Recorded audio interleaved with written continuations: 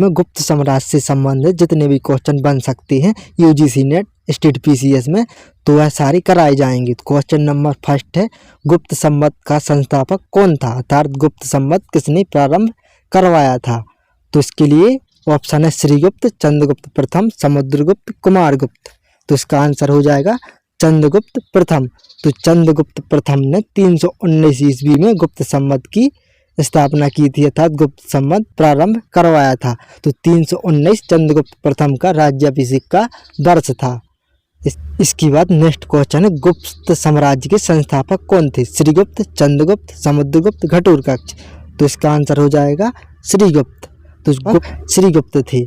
तो इसका वर्ण समुद्रगुप्त की प्रयाग प्रशस्ति में मिलता है और इसी में वर्ण मिलता है कि सभी गुप्त शासक को श्री शब्द जोड़ा गया है, अर्थात गुप्त साम्राज्य के संस्थापक कुछ ग्रंथों में गुप्त मिलते हैं और प्रयाग प्रशस्ति में श्रीगुप्त मिलता है।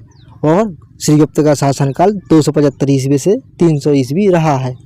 इसके बाद नेक्स्ट क्वेश्चन है, प्राचीन भारत का स्वर्ण युग किस साम्राज्य को कहा जाता है, हर्यक वंश, नंद वंश, मौर्य वंश, गुप्त वंश। तो इसका आंसर हो जाएगा गुप्त वंश। तो गुप्त वंश को प्राचीन भारत का स्वर्ण युग कहा जाता है आर्थिक संपन्नता के कारण। इसके बाद नेक्स्ट क्वेश्चन है, प्रयाग प्रशस्ति की रचना किसने की थी, कवि बाणभट्ट ने, हरिसेन ने, कल्हण ने, विशाखदत्त ने। तो इसका आंसर हो जाएगा प्रयाग प्रशस्ति की रचना हरिसेन ने की थी। इसके बाद प्रयाग प्रशस्ति से संबंधित कुछ फैक्ट जानेंगे।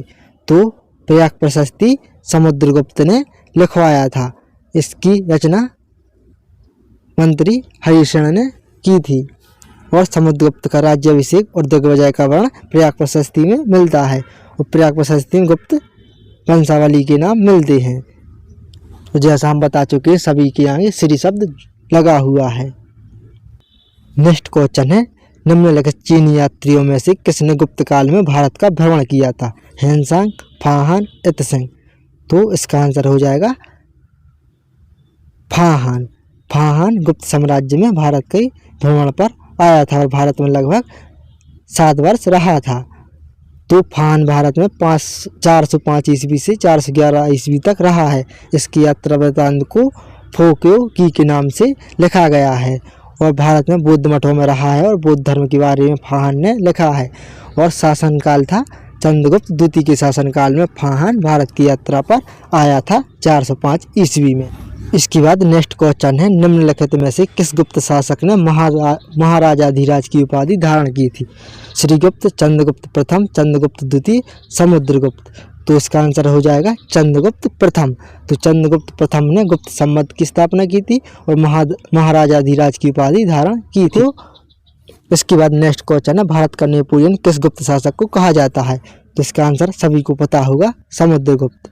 तो समुद्रगुप्त को डॉक्टर B.A. स्मिथ ने भारत का नेपोलियन कहा है। तो यह नेपोलियन के समान महान शासक एवं नेपोलियन के समय दिग्विजय हासिल की थी, तो इसे भारत का नेपोलियन कहा जाता है। इसके बाद नेक्स्ट क्वेश्चन है, नालंदा विश्वविद्यालय की स्थापना किस गुप्त शासक ने की थी।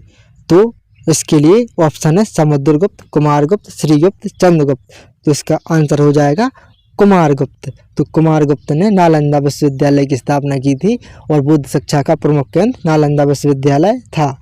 इसके बाद नेक्स्ट क्वेश्चन है, निम्नलिखित रचनाओं में से कालिदास की रचना नहीं है। तो इसमें से 3 रचनाएं कालिदास की हैं और 1 रचना नहीं है। तो इसका आंसर हो जाएगा उत्तम।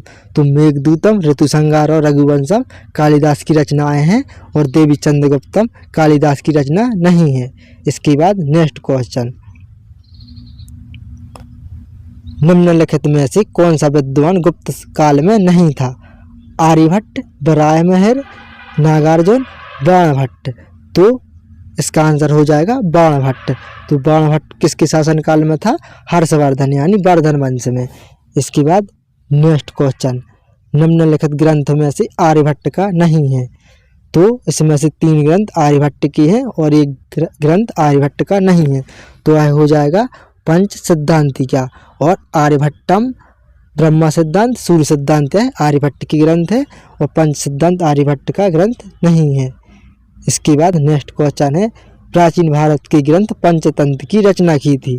तो यह इसका आंसर सभी को मालूम होगा, विष्णु शर्मा। इसके बाद नेक्स्ट क्वेश्चन है, प्राचीन कालीन ऐरावत स्तंभ का संबंध किस गुप्त शासक से है? तो इसका आंसर हो जाएगा भानुगुप्त। तो ऐरावत स्तंभ लिख कहाँ पर है? सागर मध्य प्रदेश में। इसके बाद नेक्स्ट क्वेश्चन है, गुप्तकालीन बाघ की गुफाएं किस राज्य में स्थित हैं? ऑप्शन है मध्य प्रदेश, छत्तीसगढ़, महाराष्ट्र और निम्नलिखित में से कोई नहीं। तो इसका आंसर हो जाएगा मध्य प्रदेश के ग्वालियर जिले में। इसके बाद नेक्स्ट क्वेश्चन है, निम्नलिखित स्मारक में से गुप्तकालीन स्मारक हैं? तगवा का विष्णु मंदिर, भूमरा का शिव मंदिर, देवगढ़ का दशावतार मंदिर और उपरोक्त सभी। तो इसका आंसर हो जाएगा उपरोक्त सभी। तो उपरोक्त सभी गुप्तकालीन स्मारक यानी मंदिर हैं। इसके बाद नेक्स्ट क्वेश्चन है, गुप्तकालीन बाघ की गुफाएं मध्य प्रदेश के किस जिले में है? तो इसका आंसर हम बता चुके हैं, तो आप लोग सभी कमेंट करके बताएं। तो इसका आंसर हो जाएगा ग्वालियर। इसके बाद नेक्स्ट क्वेश्चन है, विक्रमादित्य की उपाधि किस गुप्त शासक ने धारण की थी? तो इसका आंसर हो जाएगा चंद्रगुप्त द्वितीय। तो चंद्रगुप्त द्वितीय ने विक्रमादित्य की उपाधि धारण की थी। इसके बाद नेक्स्ट क्वेश्चन है, गुप्तकालीन स्थल अजंता में कितनी गुप्तकालीन गुफाएं हैं? तो इसका आंसर हो जाएगा 29। छठवीं और सातवीं गुफाएं गुप्तकालीन हैं।